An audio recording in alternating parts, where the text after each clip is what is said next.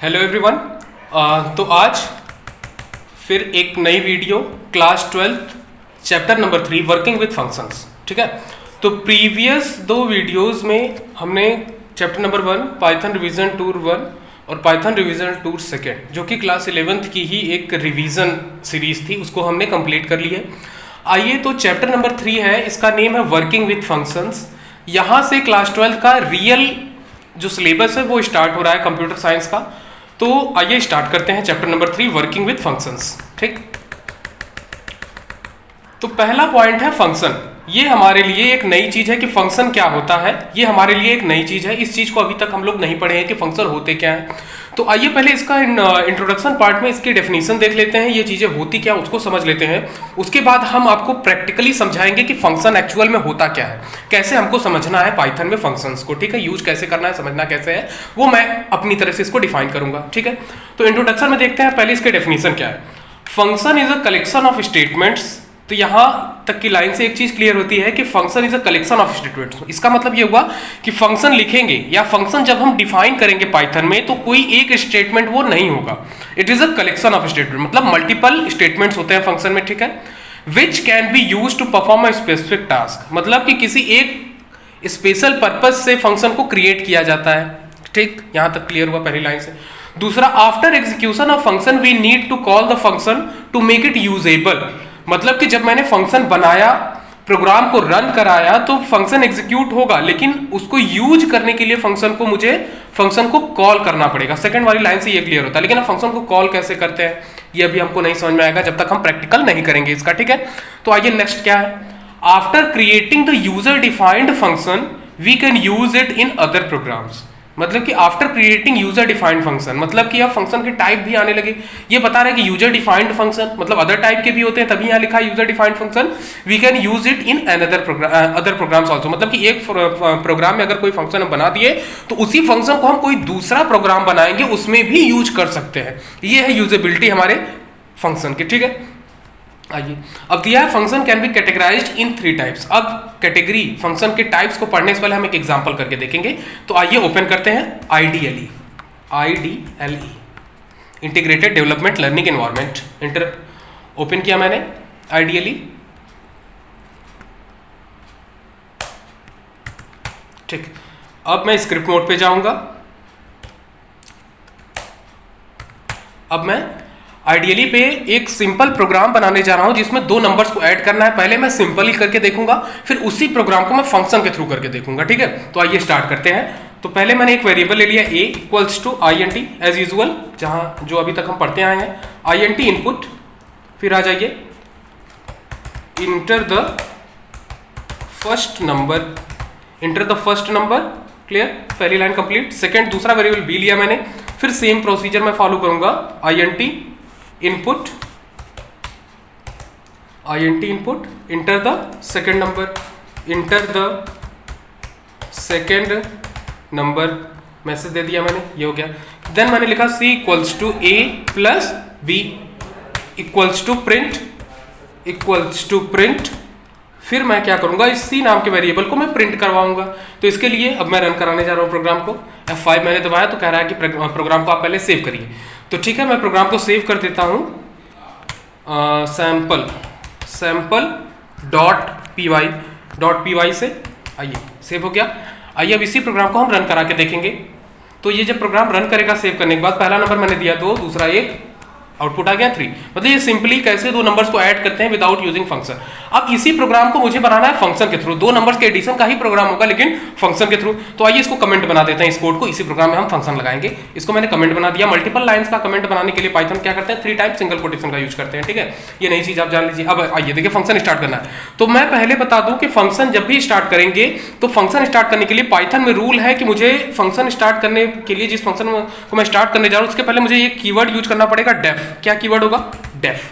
ठीक है, तो डेफ कीवर्ड मैंने लिखा। फिर फंक्शन का मैं नेम लिखूंगा। मान लीजिए फंक्शन 2 नंबर्स को ऐड करने का है तो मैंने बनाया ऐड नाम का फंक्शन मैंने बना दिया, ऐड।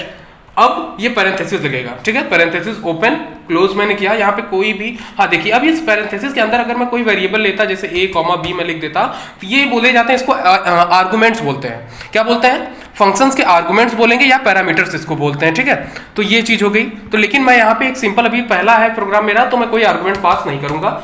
देखिए फंक्शन बनाने के लिए डेफ कीवर्ड का use, then function name, then parenthesis open close, और लास्ट में मैं लगाऊंगा कॉलन। लास्ट में मैंने क्या लगाया? Colon.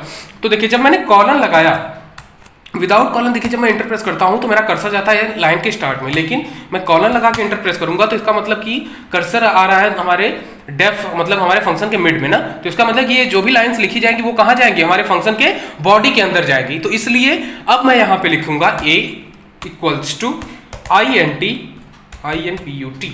Input, INT input, same procedure, enter the first number, ठीक है, इंटर द फर्स्ट नंबर हुआ यहाँ पे, second same b equals to INT input, enter the second number, enter the second number हो गया, हाँ सॉरी यहाँ पे कोटेशन लग जाएगा आपका, कोटेशन क्लोज, ठीक। Then c equals to a plus b, इसके बाद प्रिंट लिखा मैंने, फिर यहाँ पे c, ठीक है। अब देखिए अब मैं फंक्शन की बॉडी के बाहर आ गया, ठीक है। अब देखिए ये प्रोग्राम मैंने लिख दिया है 2 नंबर्स को ऐड करने का, ठीक है।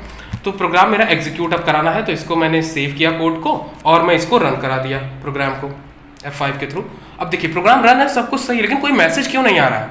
इसलिए मैसेज नहीं आ रहा है कि देखिए अभी जो मैं बताया उसको देखिए, after execution of the function we need to call the function to make it usable. मेरा फंक्शन एग्जीक्यूट हो चुका है, मेरा फंक्शन क्या है? एग्जीक्यूट हो चुका है, लेकिन ये कॉल नहीं हुआ कि ये यूज किया जा सके, यूजेबल नहीं है, कॉल करना है। तो फंक्शन कॉल कैसे करते हैं? वेरी सिंपल, बस क्या करेंगे हम फंक्शन के नेम को लिख देंगे उसके पैरेंथेसिस के साथ। यहाँ ये फंक्शन अब आपका कॉल हो रहा है, ठीक है।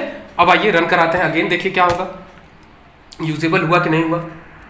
अब देखिए आ गया मैसेज आया, इंटर द फर्स्ट नंबर मैंने दिया 2, सेकंड नंबर मैंने दिया 1, देखिए रिजल्ट आ गया 3, ठीक है।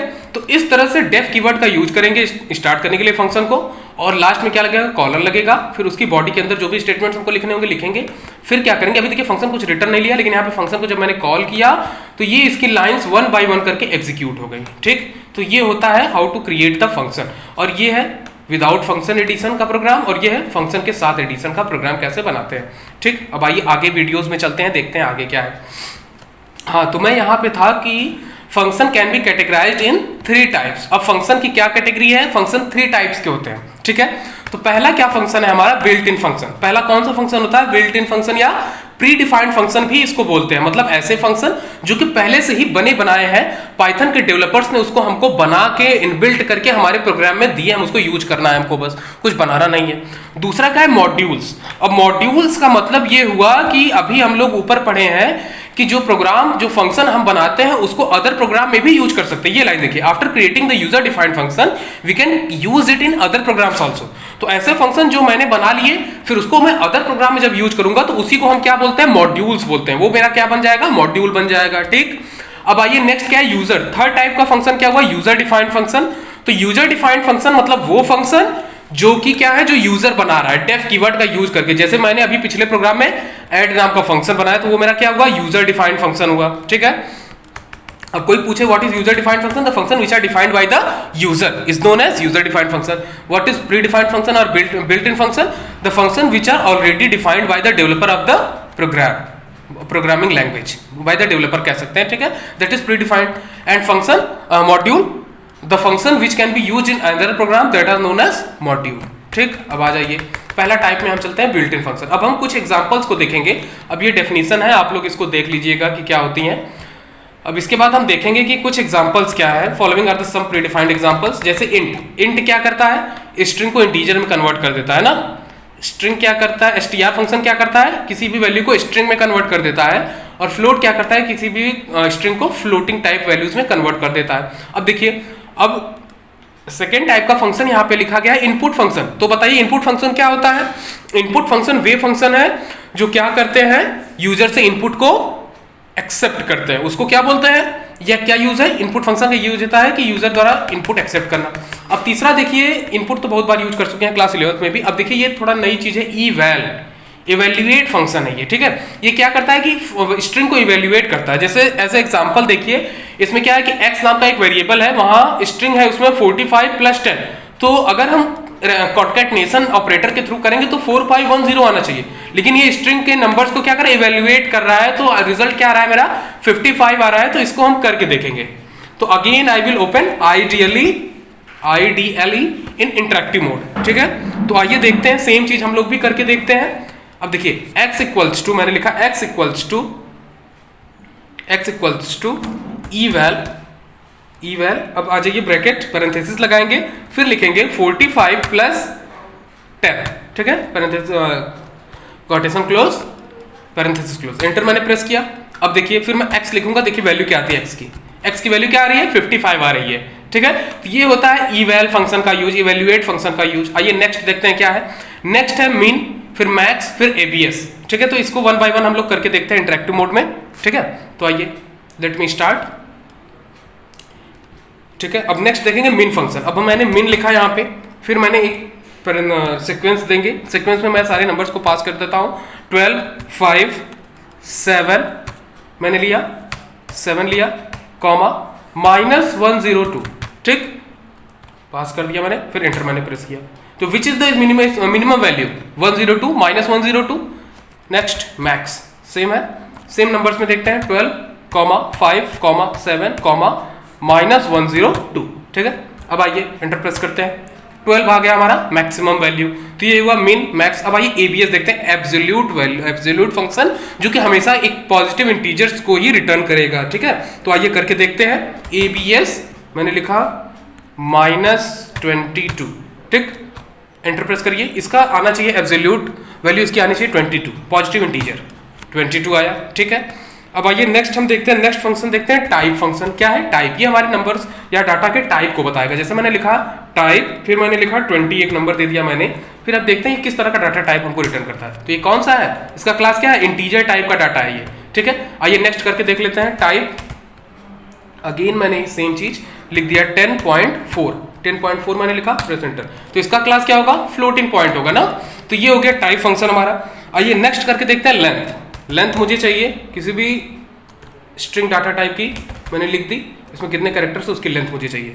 आ गए, कितने कैरेक्टर्स है टोटल 8 कैरेक्टर्स है, तो उसकी लेंथ क्या होगी 8 होगी। आइए अब नेक्स्ट करके देखते हैं राउंड फंक्शन। ये हमेशा क्या करता है कि नंबर्स का राउंड ऑफ करता है, ठीक है। तो मैंने लिखा राउंड, मैंने दिया 10.2, ठीक है। तो आइए राउंड 10.2 का राउंड देखते हैं, राउंड नंबर कितना होगा, राउंड ऑफ करेंगे तो कितना आएगा 10 आएगा, ठीक है। ये होता है राउंड। अब एक और फंक्शन हम देखना चाहेंगे, रेंज फंक्शन, जो कि मोस्टली हम लोग यूज करते हैं। तो फॉर लूप के साथ रेंज फंक्शन का यूज करते हैं। फॉर आई इन रेंज, मैंने लिखा 1, जो कि स्टार्ट है, कॉमा कहाँ तक जाना चाहिए, 11 तक जाना चाहिए, तो मतलब 10 तक के नंबर चाहिए, इसलिए मैंने 11 लिखा, क्योंकि जितना मैक्सिमम रेंज देंगे उससे एक कंप्रिंट करता है। फिर मैंने लिखा, कॉर्नर लगाया, मैंने प्रेस एंटर किया, ठीक। फिर मैं इसके अंदर आऊंगा, मैंने लिखा प्रिंट आई। अब आई में जो वैल्यूज होगी वो 1 बाय 1 प्रिंट होनी चाहिए। फिर मैंने एंटर प्रेस कर दिया, ठीक है। अब आइए इसको करके देखते हैं क्या होगा। अब देखिए आई के अंदर जो भी सारे नंबर्स गए 1 2 3 4 5 6 7 8 9 10 करके, वो क्या हुए 1 बाय 1 हमारे पास आ गए, ठीक है। तो ये हुए कुछ प्री डिफाइंड फंक्शन, जो कि बाई एग्जांपल मैंने आपको समझाया, ठीक है। अब आइए नेक्स्ट हम लोग करके देखते हैं आगे क्या चीजें हैं, उसको हम 1 बाय 1 प्रैक्टिकली समझेंगे सारी चीजों को। तो आइए नेक्स्ट देखते हैं क्या है। ये हो गया प्री डिफाइंड फंक्शन, हम लोग देख लिए हैं, ठीक है। अब देखिए रेंज फंक्शन में ये क्या है, ये तो आप जानती हैं, स्टार्ट स्टॉप, मैंने ये करके दिखाया आपको। अब ये स्टेप्स, अगर बीच में 2 लगा देंगे तो 2 नंबर्स को छोड़ के आउटपुट ये प्रिंट करेगा, ठीक है। अब आइए नेक्स्ट हम देखते हैं सम यूजर डिफाइंड फंक्शंस। तो यूजर डिफाइंड फंक्शन ऑलरेडी एक एग्जांपल लेके मैंने आपको समझाया है कि यूजर डिफाइंड फंक्शन क्या होते हैं, लेकिन उसमें अब कुछ टाइप्स होते हैं, और भी टाइप्स। जैसे फंक्शन ये एक डेफ हुआ, तो कुछ पैरामीटर्स के साथ होंगे, फंक्शन के अंदर हम पैरामीटर्स को पास करेंगे। कुछ ऐसे फंक्शन होंगे जिसमें विदाउट पैरामीटर है, जो कि मैंने बताया, और पैरामीटर्स के साथ वाला।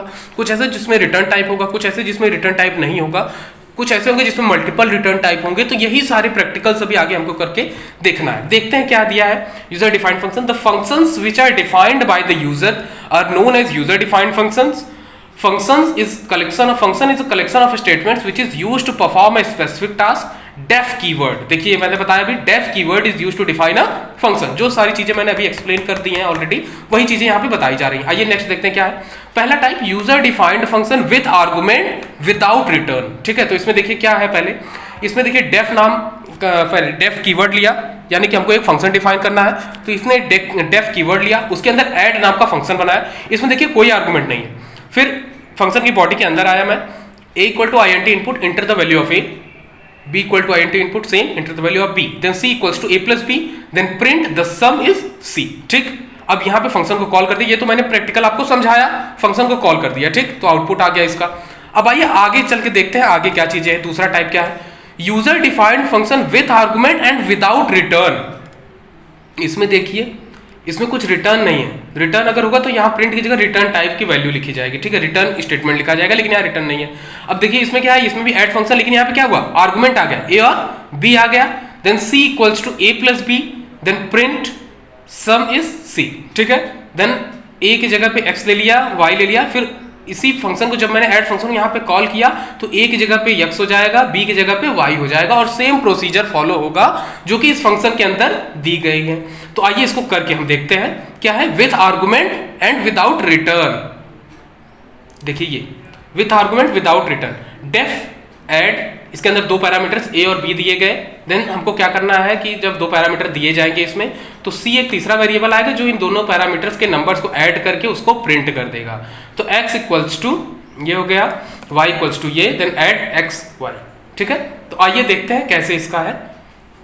प्रोग्राम को रन कराएंगे, इंटर द फर्स्ट नंबर, तो इंटर द फर्स्ट नंबर में मैंने दिया 10। ठीक, सेकेंड नंबर मैंने दे दिया 20। आइए enter the addition of the given number is 30। ठीक है, तो इसने भी क्या किया, दोनों नंबर्स को ऐड करके दे दिया।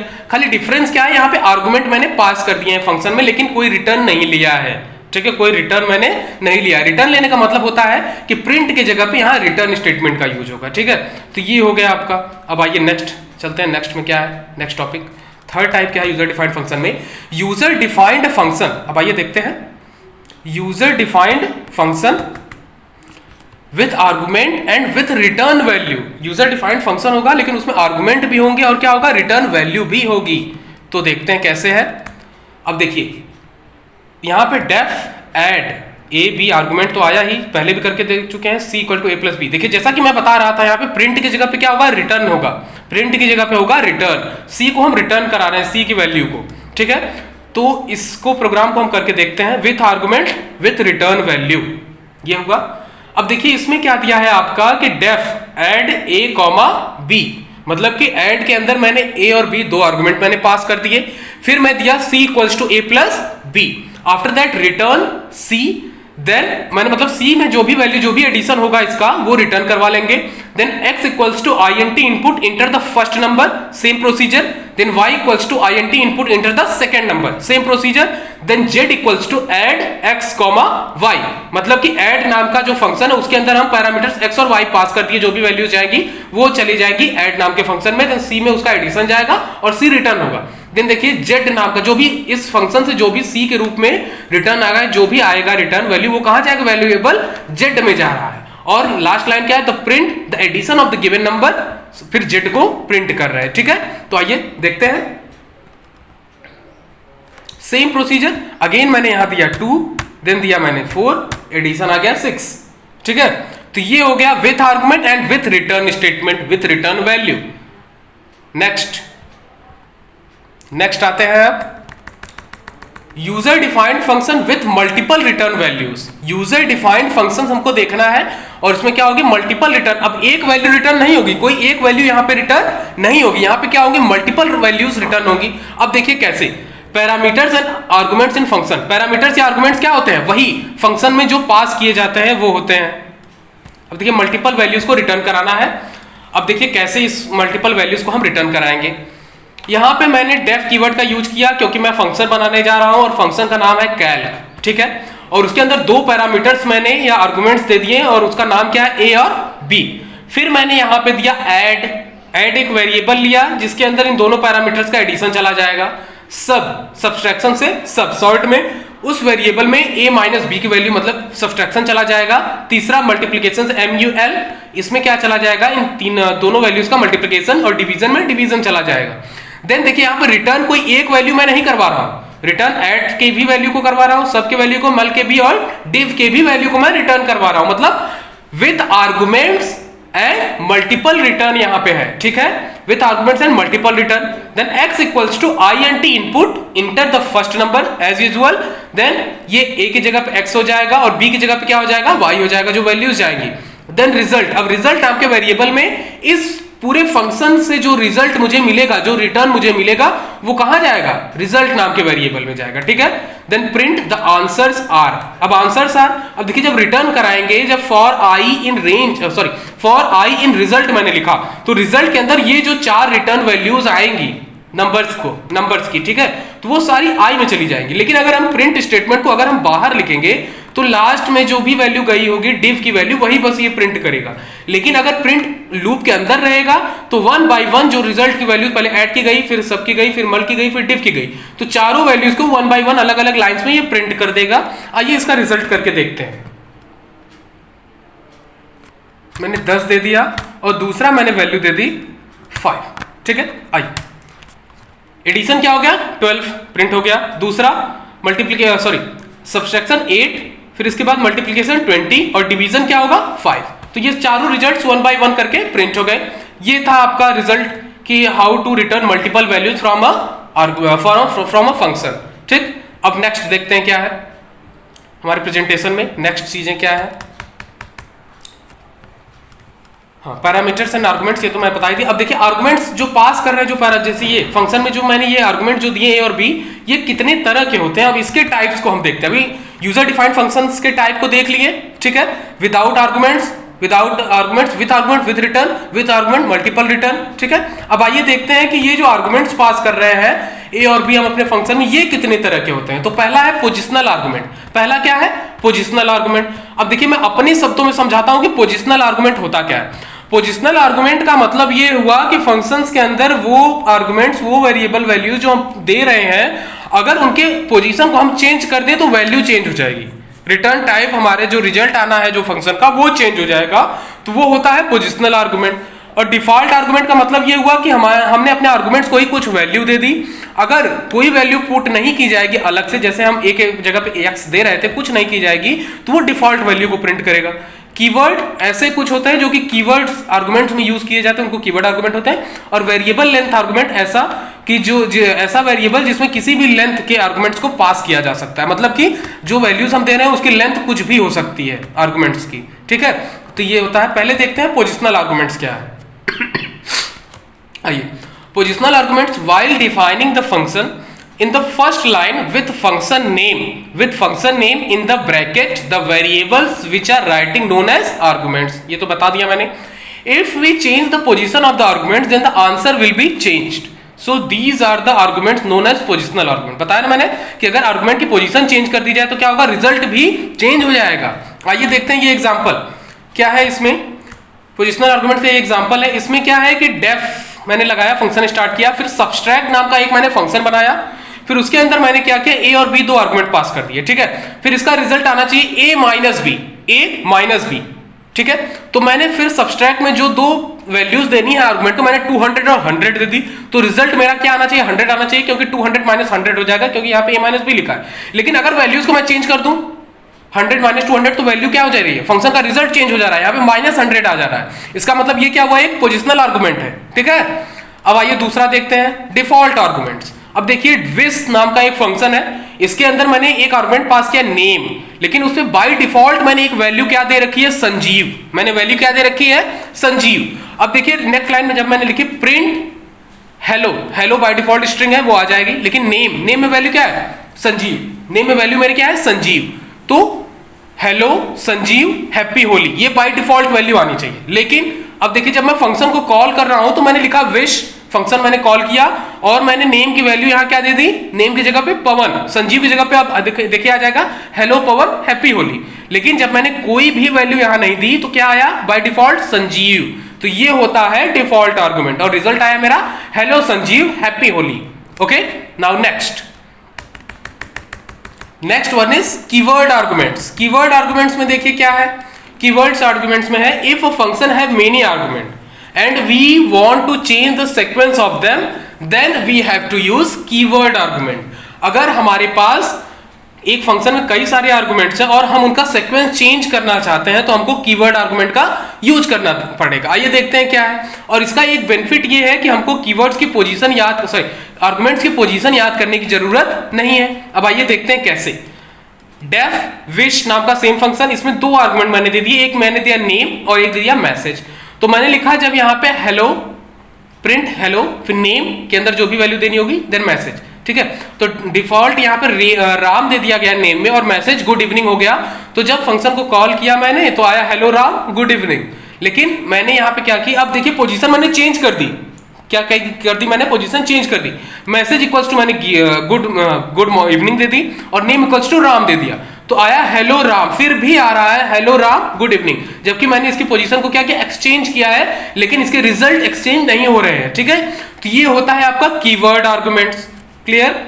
अब आइए अगला देखते हैं क्या है, वेरिएबल लेंथ आर्गुमेंट। यही मैंने बताया था कि अगर वेरिएबल की लेंथ कुछ भी हो कोई फर्क नहीं पड़ता है इसमें, ठीक है। वी यूज, लेकिन इसके लिए क्या है, we use asterisk to give variable length argument. यहां देखिए आर्गुमेंट मैंने पास किया है एन में, सॉरी सम नाम के फंक्शन में, लेकिन एन के पहले मैंने क्या लगा दिया, एस्ट्रिक लगाया, स्टार लगा दिया, तो ये क्या हो गया, वेरिएबल लेंथ आर्गुमेंट होगी। अब इसकी कोई भी लेंथ हम रख सकते हैं, कोई फर्क नहीं पड़ने वाला है हमारे फंक्शन के रिजल्ट पे। देखिए सम में कुछ भी आर्गुमेंट मैंने नहीं दिया तो रिजल्ट क्या आएगा, 0 आएगा। सम में मैंने 10 दे दिया तो 10 आ जाएगा। अब देखिए यहाँ पे ये नहीं है कि बस n दिया है तो एक ही आर्गुमेंट पास करेंगे, दो तो पास करेंगे तो एरर आएगा, ऐसा कुछ नहीं। देखिए यहाँ पे दो आर्गुमेंट मैंने दे दिया, 10 और 20 दे दी, दो वैल्यूज मैंने दे दी, तब भी एरर नहीं आया, ठीक है। तो ये होता है वेरिएबल की लेंथ पे कोई फर्क नहीं होता, ये वेरिएबल लेंथ आर्गुमेंट। अब आइए नेक्स्ट देखते हैं स्कोप ऑफ वेरिएबल। अब स्कोप ऑफ वेरिएबल मैं पहले अपने शब्दों में आपको बताऊंगा कि ये होते क्या है। स्कोप ऑफ वेरिएबल का देखिए आप, मतलब ये होता है स्कोप ऑफ वेरिएबल लेंथ का कि मतलब कि कुछ ऐसे वेरिएबल्स होते हैं जो कि लोकल होते हैं, कुछ ऐसे वेरिएबल्स होते हैं जो कि ग्लोबल होते हैं। तो लोकल क्या होता है और ग्लोबल क्या होता है, ठीक है। तो आइए देखते हैं क्या है लोकल और ग्लोबल क्या है, ठीक। अब देखिए यहां पे है स्कोप ऑफ वेरिएबल, ठीक है। अब देखिए लोकल और ग्लोबल मैं एक एग्जांपल से आपको समझाना चाहूंगा। जैसे एक राजा होता है तो राजा की पूजा बस अपने ही राज्य में होती है ना, ठीक है, अपने ही राज्य में होती है, लेकिन एक जो विद्वान होता है उसकी पूजा सर्वत्र होती है, ठीक। तो राजा क्या हुआ, लोकल हुआ, बस अपने राज्य तक, लेकिन विद्वान क्या है, वो ग्लोबल है, उसकी पूजा हर जगह होती है ना। तो ऐसे ही कुछ वेरिएबल्स होते हैं, कुछ लोकल होते हैं, कुछ ग्लोबल होते हैं। आइए देखते हैं क्या है। तो local scope of variable, scope of variable. अब देखिए भाई पहले इसको मैं कुछ भी डेफिनेशन दूं, इससे पहले बेटर होगा कि मैं एक ऐसा एग्जांपल दूं कि आप खुद इसको समझ जाओ, उसकी डेफिनेशन आप खुद बना सको कि क्या होता है। तो आइए देखते हैं।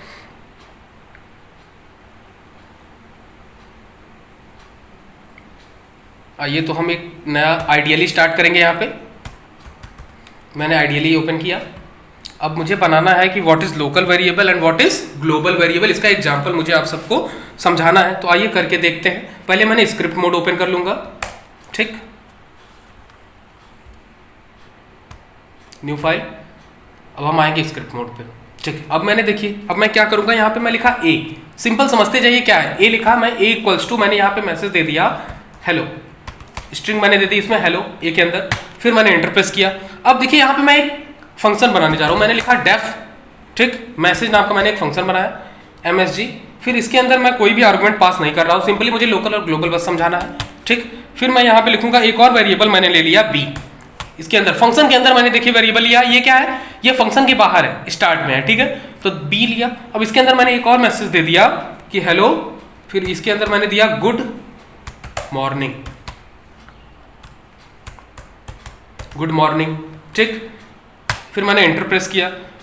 अब देखिए क्या है फंक्शन, अब ये देखिए ये मेरा फंक्शन है MSG, ये इसके अंदर एक बॉडी है, मतलब इसके अंदर एक और स्टेटमेंट है जो कि बी नाम का वेरिएबल है, जिसके अंदर क्या है, गुड मॉर्निंग है। अब मैं फंक्शन यहाँ प्रिंट किया, अब मैं फंक्शन के बाहर आ जाता हूँ, ठीक है। फंक्शन के बाहर आके मैंने लिखा प्रिंट, फिर मैंने यहाँ लिखा ए, प्रिंट किया मैंने ए। अब ए के अंदर जो वैल्यू है हेलो वो प्रिंट होना चाहिए, देखते हैं, रन करवाते हैं प्रोग्राम को। इसके लिए मुझे सेव करना पड़ेगा, तो मैंने प्रोग्राम को दे दिया global name, global local dot py नाम से मैंने इसको सेव कर दिया।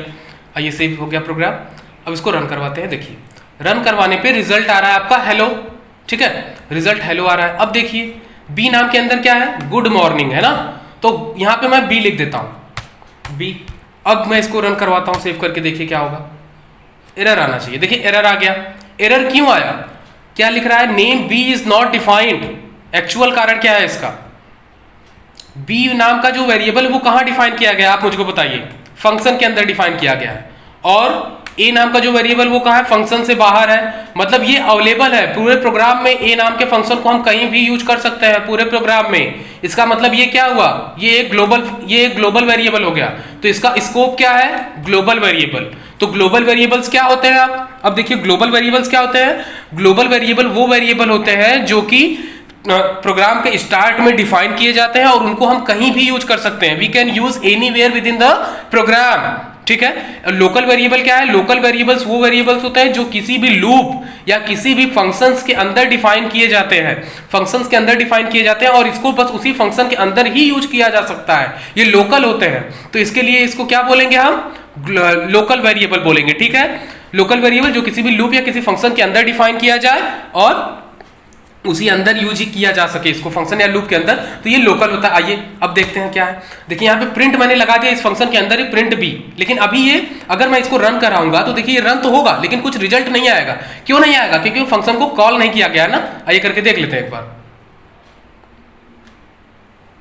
देखिए कुछ भी रिजल्ट नहीं आया। अब इसी फंक्शन को हम कॉल कर देते हैं तो देखिए क्या आएगा। फंक्शन के बाहर गया मैं, अब कॉल किया, मैसेज फंक्शन का नेम लिख के मैंने कॉल कर दिया। अब सेव करके मैं रन करा रहा हूं। देखिए गुड मॉर्निंग। ठीक, मतलब कि लोकल वेरिएबल ये है तो ये खाली लोकली फंक्शन के अंदर ही यूज होगा। तो ये होता है फंक्शंस के scope. What is scope of the function? There are the two scope of the function. One function is global and second one is local. आइए ग्लोबल की डेफिनेशन देखते हैं क्या दिया गया है। Global variables are the variables which is defined in the top of the program and can be used anywhere within the program. So these are the global variable. Now what is local variable? Local variables are the variables which is defined within the loop or function and it cannot be used in the whole program. It can be used only within the loop or function. That's why it is called local function, local variable. Sorry मैंने यहाँ पे local function लिख दिया है, इसको क्या बोलेंगे? local variable बोलते हैं। ठीक है, ये आपका हो गया। अब आइए नेक्स्ट चलते हैं, using main as a function.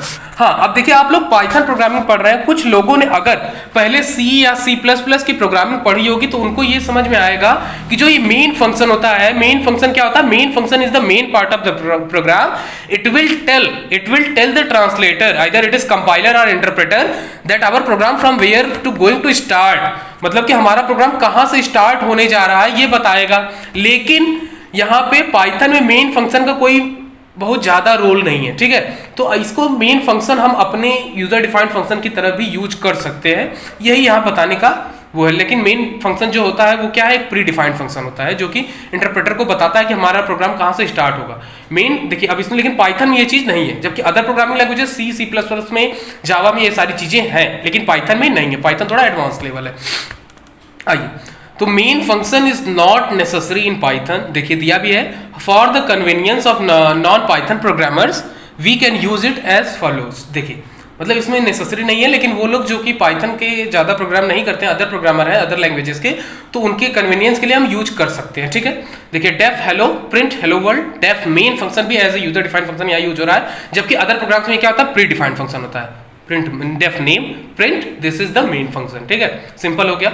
अब आइए लास्ट पॉइंट है हमारे इस चैप्टर नंबर 3 का, flow of execution at the time of function call.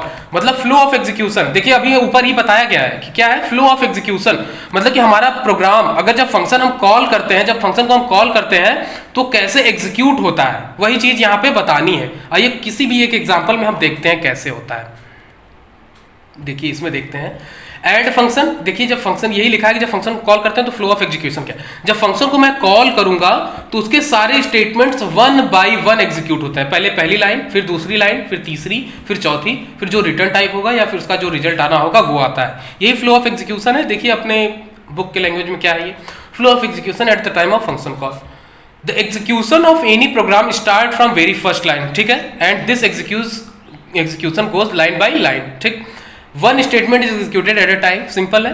function does not change the flow of any program, statement of function does not start executing until it is called। हाँ, जब तक function call नहीं किया जाएगा तब तक क्या होगा, ये एग्जीक्यूशन इसका स्टार्ट नहीं होगा। ठीक है, यूजेबल नहीं बनता है ना।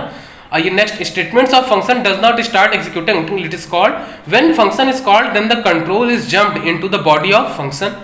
Then all the statements of the program gets executed from top to bottom. वही चीज है, लाइन बाय लाइन एग्जीक्यूट होता है, and again control returns to the place where it was called. And this sequence is in this sequence the Python program gets executed. ठीक है, तो हमारे ये चैप्टर नंबर 3 जो है क्लास 12 का, ये आपका एंड हो गया यहाँ पे. ठीक है, तो इसके बाद क्या करना है हमको कि इसी चैप्टर से रिलेटेड कुछ और प्रोग्राम्स मैं आपको अभी नेक्स्ट वीडियो में खाली प्रोग्राम मैं समझाऊंगा फंक्शंस के. ठीक है, कि फंक्शंस के कुछ इंपॉर्टेंट इस चैप्टर से जो प्रोग्राम्स है उसको हम लोग समझेंगे कि ये सारी चीजें क्या है. और अभी तक के लिए जो मेन इसमें जो पॉइंट थे, जो मेन स्कोप थे, वो सारी चीजें हम लोग कंप्लीट कर चुके हैं, थियरी कंप्लीट हो चुकी है.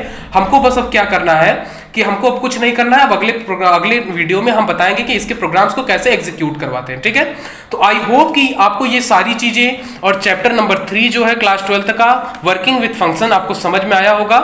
तो इसी के साथ इस वीडियो को एंड करते हैं. ओके, तो थैंक यू वेरी मच.